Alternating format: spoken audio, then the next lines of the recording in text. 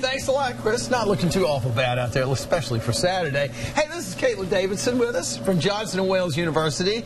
And Caitlin, good to have you with us here today. Thank you for having me. We are delighted to have you because actually Caitlin's cooking it up, not me, but a terrific treat here, something that I know I love personally. And I discovered something very interesting that we're going to tell you about in just a moment. Let's don't give it away right now. Okay. But it's the difference between this and something else that people think are the same, but it's not. Well, it sort of is, but tell us what you're doing right here. You're making... So I'm making shepherd's pie. Shepherd's pie. Yes. Everybody's heard of shepherd's pie. Right. But what is shepherd's pie? So shepherd's pie is like, it's kind of like a warm, stew kind of, not as brothy.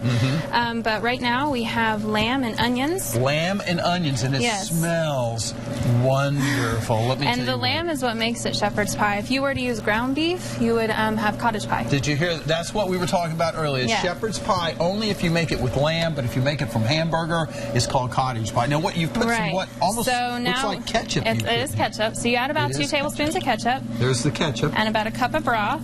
Cup of broth. What type of broth? You can use whatever you have. Beef broth is recommended, but like right now I have vegetable broth and it works just the same. Okay. So once you add the vegetable broth, you're going to let it cook for about 5 minutes, kind of absorb the liquid and give it a little bit creamier of a texture. Yeah. Now this is ground lamb, right? This is ground lamb, yes. And it's ground lamb, and you cook it, but you cook it up like you would cook up hamburger. Right, yeah, you just brown it. Brown it. That's what you're doing. And then you can add carrots. I just cut these and boiled them, but you can just get a can of mixed vegetables at the store, drain it, put it in here at the end, and it's even more simple. Oh, this looks terrific, just like this right here. But I know there are more things to come. There are. So you stir all that. You put all this together. Stir it, let it heat, and then when that's all done, you let it sit for, like I said, about 5 minutes. All right. And then you can put in any kind of dish.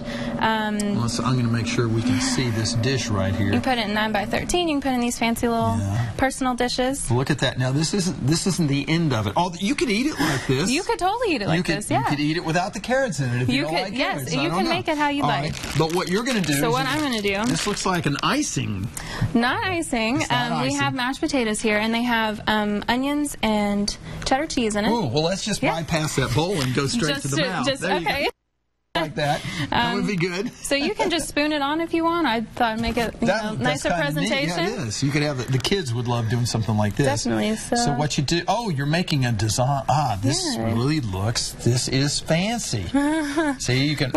Now, what size opening is that there for anybody? This is just a large icing tip. You can buy any size that you want. And this is mashed potatoes. I don't know that I've ever seen mashed potatoes put on anything like this ever before.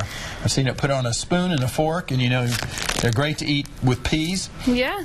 You could put peas in here too. Oh, well, I guess you could, couldn't you? So it's sort of a little bit, it's just a creative kind of thing. It is. You can literally put any kind of vegetable in there with this. Yeah, you personalize it how you wish. Wow. And then to top it off, you're just going to put a little bit of cheddar cheese. Yeah. Or a lot if you want a lot of cheddar cheese. If you like a cheddar cheese. And then you just put in the oven at 350 for about 20 minutes. And it melts the cheese. And it melts the cheese, and you get a nice golden brown color on it. Okay. Let me set this over here and look at this. Wow. So this is a finished product right here. And you can see that. I'm going to get a shot right here. Does that not look terrific? And this will serve about how many people, would you say? If you make the full recipe, I have it divided right now, but it feeds my family of 8. Or 7, so it feeds about 8, but my dad eats 2 sometimes. In my family, it would serve about 2 with me getting the most of it. I do like that. All right, Caitlin Davidson, thank you so much. This is a great recipe. Of course, we're going to put this on WBTV.com, so you want to check it out. And this is terrific. We're going to try a bite of this, too, see how just good it is. Stay